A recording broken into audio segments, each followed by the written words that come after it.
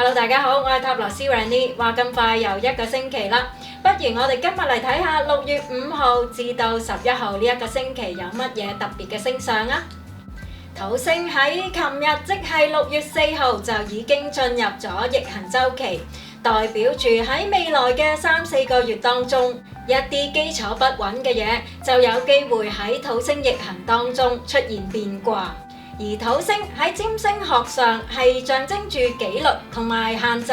所以喺呢個逆行能量當道嘅時候，對於社會層面嚟講，就意味住一啲具有權力嘅機構會有住改革同埋重組嘅傾向，出現泡沫嘅經濟現象，或者係某一啲新嘅規劃就會被曝光等等。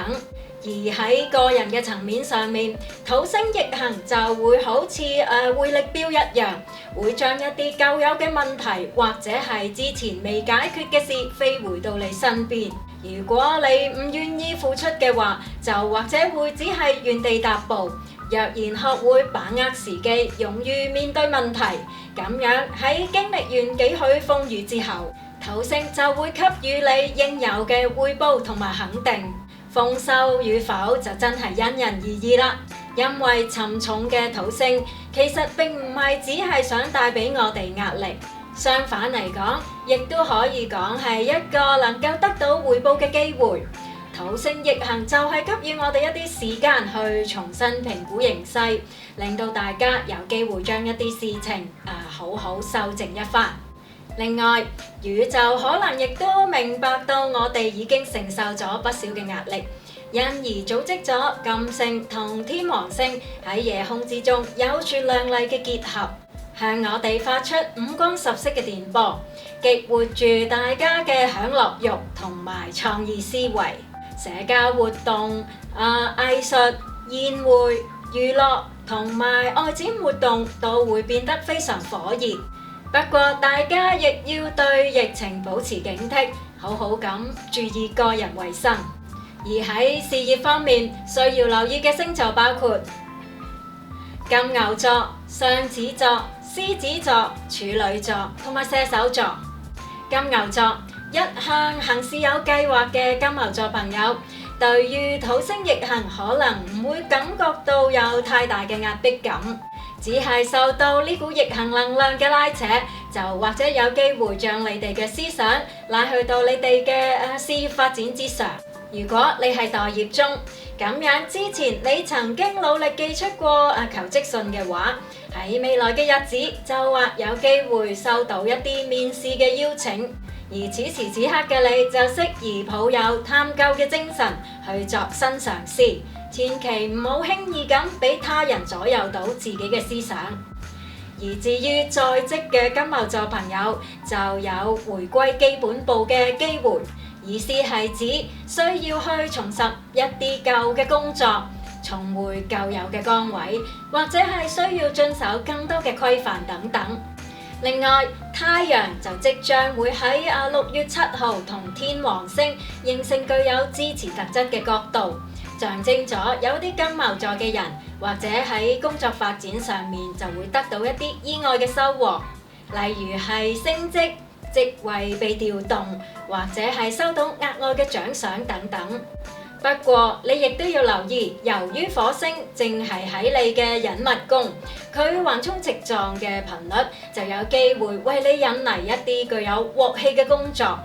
因而你就要學會借助水星同逆行中嘅冥王星所產生出嚟嘅重生能量，行事要謹慎，同埋唔好俾眼前嘅情況所嚇壞。首先要去了解一下實況同埋實情，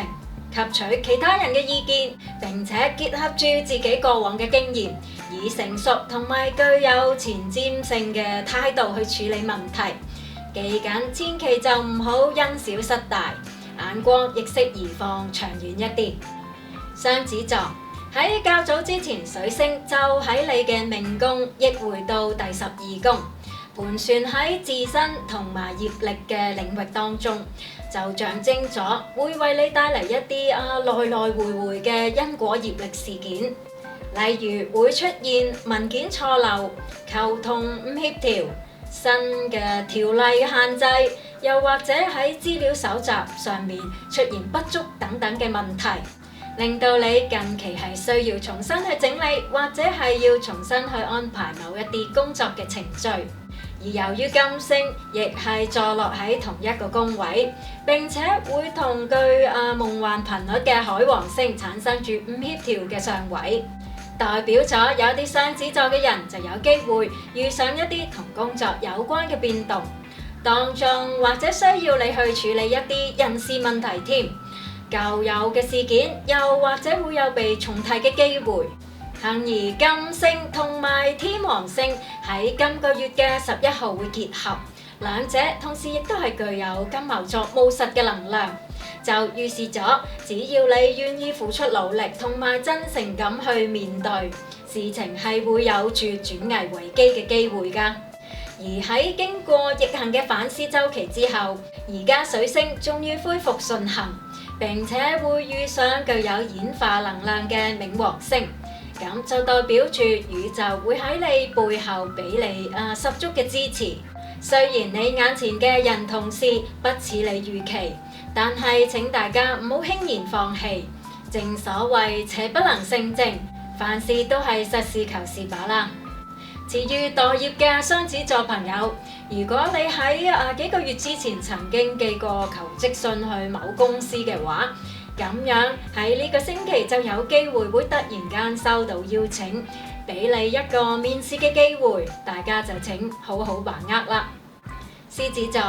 喺未來嘅幾個月當中，各個獅子座嘅朋友要學嘅就係要學習一下點樣先至能夠同他人相處融洽，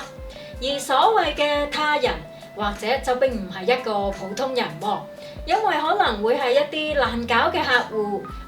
高傲嘅同事，或者甚至係要求多多嘅上司，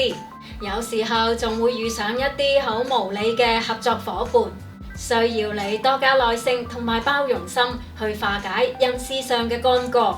不過宇宙係唔會只係俾難題你，而唔俾你一啲協助性嘅能量。所以首先，社交之星金星就正正會係坐落喺你嘅事業宮，就加強咗你嘅親和力，同埋有助減緩你過於敏感嘅情緒，從而就能夠緩和你同某一啲人嘅關係上嘅唔協調，進而有助你去建立更和諧嘅關係。而太陽又正正會係喺你嘅人際宮，並且即將會同天王星形成愉悅嘅角度，預示住喺你身邊其實亦都係有一啲人能夠給予你助力。所以如果你係遇上一啲困惑嘅話，就唔好過於堅持自我嘅原則，不妨試試去詢問其他人嘅意見，或者係尋求一下他人嘅協助。問題就或者會隨即有住一啲突破性嘅進展，而正係喺度待業嘅獅子座朋友，亦都要好好利用今個星期嘅突破能量，試一試檢討一下自己嘅一切裝備係咪合時宜，例如係改變一下見工嘅形象，改變揾工作嘅方式，嘗試投身於新行業，或者係參加一啲職業博覽會等等。而如果你想盡快揾到工作嘅話，秘訣就係在於勇於求新求變，就唔好再係困喺舊有嘅生活框框當中，路會因為你而變出嚟㗎，大家要努力啦。處女座，宇宙教官會喺你嘅工作宮俾你一啲人生嘅課題，例如係話同某一啲人同事會有出現事與願違嘅現象，新嘅規則需要你去遵守，又或者係工作上面需要重做等等，因而難免就會令到你感覺到有啲壓力。同時火星嘅衝勁亦都會刺激住你嘅工作領域，一啲冇預警嘅變革就或者會為你帶嚟憂慮同埋挫折感，亦因而會激發住你嘅求生意志，有衝動咁想去追求更美好嘅生活層次。而又咁啱太陽就正好照耀住你嘅事業宮，為你傾注咗無限嘅創意同埋可能性。而家你適宜抱有探究嘅精神，每當係遇上一啲障礙，就要好好咁運用金星同天王星聯手為你準備嘅睿智能量，將工作重新再檢視一番。透過你敏銳嘅洞察力去睇一睇，係咪有一啲地方係需要更正同埋修改。同時間呢兩顆星亦都會賦予你具突破性嘅創意靈感，所以就不妨去相信一下自己嘅直覺，勇於作出大膽嘅假設同埋嘗試。而家係時候跳出舒適圈，試一試接受或者係引進一啲非傳統嘅方式去行事，或者會能夠令你事半功倍㗎。另外，可能受到唔同嘅壓力影響，你亦都需要留意一下自己嘅身體狀況，尤其是係腳部、骨骼、關節同埋皮膚嘅保養，大家亦都不適宜過度操勞㗎。射手座，而家你哋嘅工作運正係被務實嘅金牛座能量所圍繞，屬於多勞多得型。而逆行嘅土星又正係掌管住你嘅第三宮，象徵咗喺呢一段時間你就適宜多加審視自己嘅工作進度，並且最好能夠將以前嘅工作再重新檢視或者係整理一番，好為下一個階段作好準備。同時喺今個星期喺處理任何工作嘅時候，亦都不適宜過於依賴他人，最好能夠做到嘅就去做，因為金星就大約會喺今個月嘅6號遇上迷惘嘅海王星，咁就會預示住你身邊嘅人其實並唔會同你一樣具有衝勁同埋目標，做起事上嚟似乎會係得過且過之多。再加上喺今個月嘅11號，金星同天王星又會結合喺你嘅工作宮，急速並且具有吉祥氣息嘅能量，就或者會為你帶嚟無限嘅驚喜。有一啲人可能會得到一啲獎勵，得貴人嘅相助，或者喺工作上出現新轉機。不過由於天王星嘅能量屬於反覆不定嘅頻率，因而有機會同時間震盪住你嘅工作上嘅時序，例如係話有一啲射手座嘅人因為工作量嘅增加而需要加班，同事或者係下屬突然間離職，遇上一啲不尋常嘅客戶等等，而為你帶嚟咗一啲突如其來嘅麻煩事。咁樣如果唔想俾呢股能量所連累嘅話，你就要去領悟冥王星喺你第二宮逆行時候所俾你嘅教誨，學會隨機應變或者係順勢而行，千祈就唔好再守住舊有嘅模式，要將唔合時宜嘅態度或者方式改咗佢啦。喺愛情方面，需要留意嘅星座包括巨蟹座、天蠍座、摩羯座同埋天秤座。巨蟹座土星已經開始喺象徵住慾望或者係共有資產嘅第8宮逆行，預示咗親密嘅關係或者需要經歷一啲挑戰。而如果你已經有伴侶，過往有一啲人或者會為咗去維持平穩嘅生活，會極為努力咁去維繫住關係。任何嘅新規則或者生活嘅變遷，亦都會默默咁去承受同埋遵守。但係而家水星又會即將喺務實嘅金牛座恢復順行，就或者會令到你嘅思想亦都變得較為現實。因而有一啲巨蟹座嘅人，就或者需要喺近期同伴侶一齊去處理一啲同財務有關嘅事項。如果係公平嘅話，就可能會係相安無事；但係若然遇上唔公平嘅話，就或者會突然間引出一啲利益紛爭，或者係有住唔清唔楚嘅金錢瓜葛添。而喺今個星期，你嘅人生課題就係要你去研究下乜嘢先係你真正想要嘅關係，獨立。合作關係、親人關係，或者係大家係伴侶關係，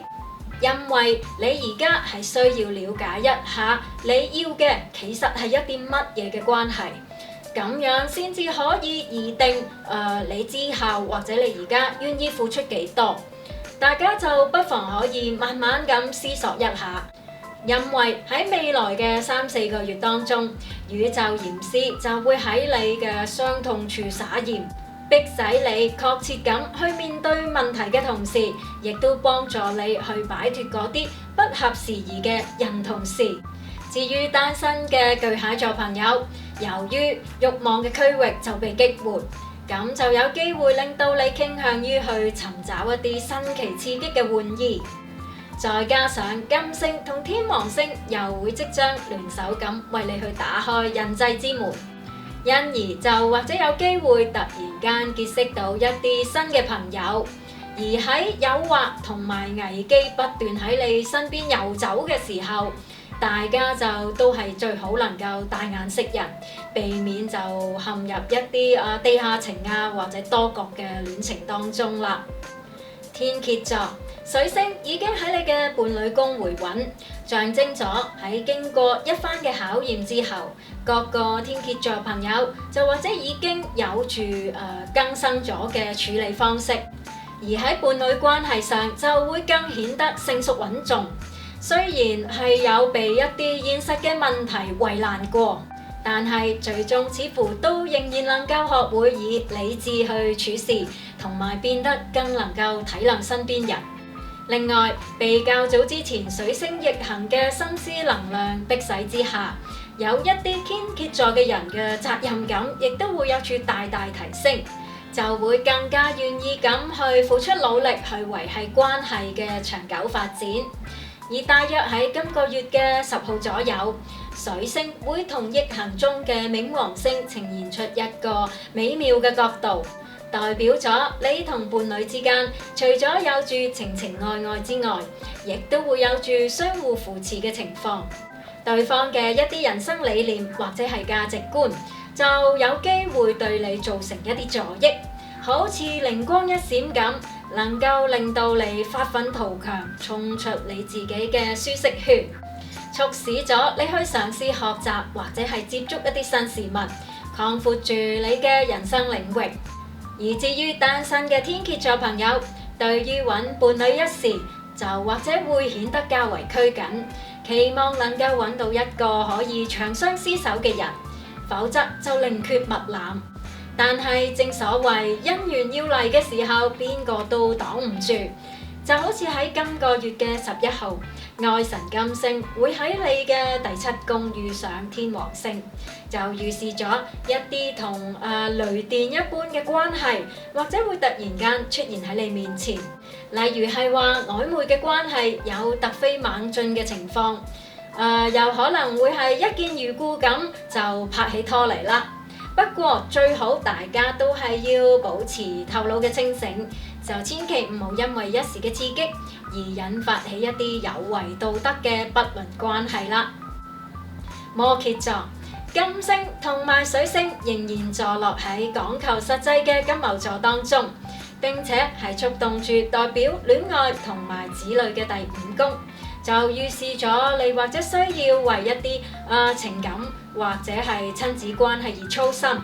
如果你已經有伴侶嘅話，受到金星同海王星不良相位嘅影響，關係之中就會有一啲金錢嘅議題，會引起你同對方嘅激烈情緒。例如係因為子女需要參加一啲課外活動，而要你支付額外嘅費用。伴侶唔諒解你嘅財務情況，又或者係因為拍拖而令到開支大增等等。現階段嘅摩羯座朋友似乎就並唔好嘢因為火星就正處於白羊座，咁佢其操縱嘅能量正好又干擾住你嘅情緒領域，因而就會較容易出現脾氣暴躁同埋自我中心，唔係好願意為對方而讓步或者妥協。再加上冥王星正喺你嘅命宮逆行，就更容易產生一啲緊張嘅情緒，甚至係對關係產生懷疑，或者係出現厭倦感。有一啲早已有裂痕嘅關係，就或者會被即將嚟嘅突發能量所破壞。遇上婚外情、一夜情或者係多個關係嘅機會率亦都被提高，情感就滿佈住考驗。另外，單身嘅摩羯座朋友，雖然外表睇起嚟俾人覺得有啲冷漠，但係其實內心就有如火山爆發般嘅不穩定情緒。一個唔留神，就或者會因為一時嘅觸電感，或者甜言蜜語所帶嚟短暫嘅迷戀感，而馬上咁就投入一啲關係。不過，或者只係因為受到金星同埋天王星結合出嚟嘅善變能量所影響，因而只能夠暫時咁令你放縱內在嘅壓抑。回過神嚟之後，你又會發現其實呢啲關係又未必係你真正所想。所以大家投入關係嘅時候，都最好先諗清楚啦。天秤座水星已經回復順行，代表咗有一啲天秤座嘅朋友同伴侶嘅金錢或者係合資嘅事，應該已經有住共識。雖然就唔能夠講話係完全令到你覺得滿意，但喺衡量過現實嘅考量之後，你都係會選擇妥協了事。而土星正好喺你嘅戀愛宮逆行，代表咗喺未來嘅3-4個月當中，你就有機會遇上唔同嘅考驗，令到你重新去定義大家嘅關係。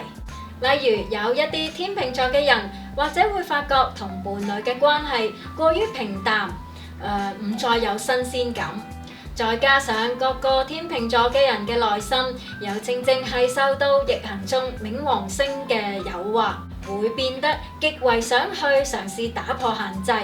傾向於去尋找一啲瘋狂刺激嘅感覺。如果將呢啲能量用於正途嘅話，大家就不妨好好運用呢啲能量去同伴侶發掘出一啲新穎嘅玩意，或者係好去處，共同咁去尋找開心刺激。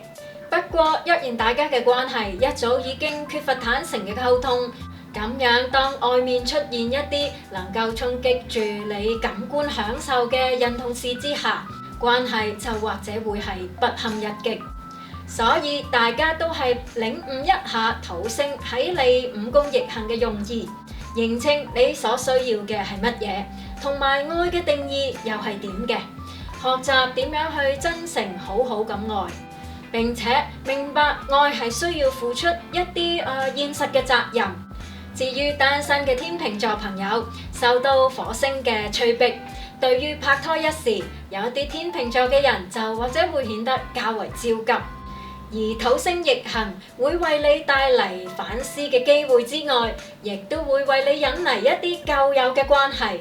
而去到今個月嘅11號，金星會同天王星結合，向你發出極為開放嘅頻率，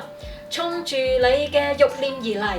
因而或者會令到一啲天秤座嘅人突然間陷入較為混亂同埋具挑戰性嘅關係。如果想減低呢啲傷害嘅話，你就或可以試試多做運動，去將反覆無常嘅能量消耗，對健康有助益之餘，亦都能夠平緩你嘅戀愛運家。大家不妨試試啦。喺財務方面，需要留意嘅星座包括白羊座同埋水瓶座。白羊座水星同埋金星正係坐落喺你嘅財富宮，象徵住較多嘅瑣碎開支，或者正係圍繞住你，令一啲白羊座嘅人嘅荷包就越縮越細。同時，外靚嘅金星亦都會同幻變嘅海王星形成不良嘅相位，就預示咗有一啲白羊座嘅人會因為一時嘅衝動而買下一啲唔係太實際嘅用品。而土星正為你嘅理想發力，有一啲白羊座嘅人就已經發現到一啲有趣嘅新領域，正在係蠢蠢欲動咁想去購買一啲物品，嘗試去向住新嘅目標進發。不過土星正係想提醒住你哋要有計劃咁去推進，千祈唔好因為一時嘅興起而買落大量或者係較為昂貴嘅器材。開始嘅時候，或者先買一啲初階嘅用品，睇一睇自己係咪真係有興趣，先再投資金錢去開發。因為如果想取得成果，係需要通過累積時間同埋經驗，就唔可以話一步登天㗎。另外，除咗發展理想，各個白羊座嘅人亦都有留意工作上嘅一啲變動，因為金星同埋天王星就會即將喺今個月嘅11號結合喺象徵財富嘅第2宮當中，暗示住喺呢一個領域中就會容易出現一啲波動嘅情況，可能會係發生意外或者係突發事件，令到你嘅收支突然間失衡，甚至有機會再一次成為月光族添。如果唔想跌入不斷還款嘅輪迴之中，就請喺用錢嘅時候要有預算，非必要嘅用品就唔好急住要買啦。每個月你手頭上最好要預留一啲後備嘅資金，有待不時之需。水瓶座，由於土星係喺你嘅本宮逆行，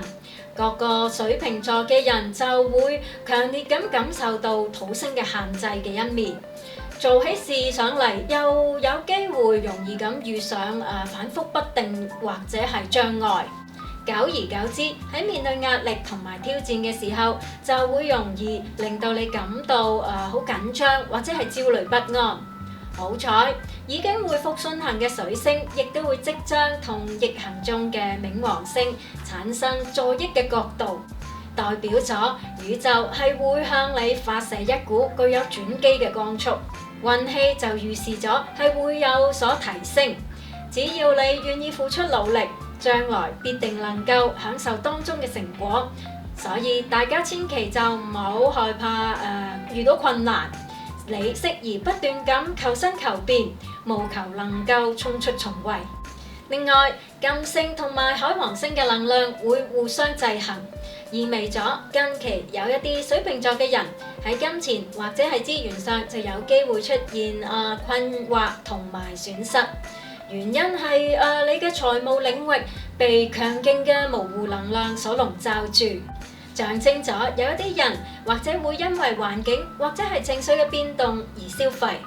用錢嘅時候亦都會顯得較為隨心隨意。或者大家真係需要去參透一下土星逆行嘅意味，大家應該將腳步慢落嚟，學會去重整一下自己嘅人生方向同埋財務狀況。有一啲事過去就應該學會放手，你而家就唔需要再係苦中作樂，而應該係要去學會尋找真正屬於自己嘅快樂。因為喺今個月嘅11號，金星就會同天王星喺你嘅第4宮相遇，就會為你帶嚟令人驚喜同埋興奮嘅電波，可能係家有喜事、神秘嘅獎賞、親人或者係情人別出心裁嘅驚喜等等。大家不妨通過困難去蛻變一下，宇宙係冇遺忘過你㗎，大家要繼續努力啦。而喺健康方面，需要留意嘅星座包括雙魚座。雙魚座，你嘅心情或者會受到之前水星逆行嘅干擾，令到你覺得有住莫名其妙嘅焦慮同埋不安感。幸好而家水星已經係恢復順行，並且喺現階段又正好坐落喺你嘅思想宮。佢穩重嘅能量就極為有助平緩各個雙魚座朋友嘅思緒。不過，由於土星已經進入逆行狀態，預示咗另一個更大嘅考驗可能又來臨啦。而今次所涉足嘅領域就係喺你嘅隱密宮，暗示住一啲被埋藏嘅嘢會有被翻開嘅可能。喺工作或者生活上會遇上一啲令你不得不改變或者係妥協嘅事件，尤其是係一啲同家同埋情緒有關嘅事。咁樣或許又會無形之中增加咗你內心嘅壓力同埋不安感。或者各個雙魚座嘅朋友可以借助一下水星同逆行中嘅冥王星所產生出嚟嘅蛻變能量，就唔好為一啲無關痛癢嘅人同事而傷心。你要操心嘅事係去學會點樣去穩定翻自己嘅情緒，因為咁樣先至能夠有健康嘅身體去同他人拼搏一番。你自己暗自流淚，亦都似乎係無補於事。宇宙想要你學習嘅係自強不息，因而喺今個月嘅11號左右，吉星金星就會同天王星結合一齊，為你帶嚟充滿住機遇嘅好運氣。而家正係學習成長嘅好時機。如果大家感覺壓力太大嘅話，就不妨出外走走，呼吸一下新鮮嘅空氣。千祈就唔好逼得自己太緊啦。咁今個星期嘅星座運程我就講到呢度，希望大家好好保重。我哋下星期再見啦，拜拜。關於今集嘅內容，大家可以去我嘅 Facebook 專頁去睇返文字版本㗎。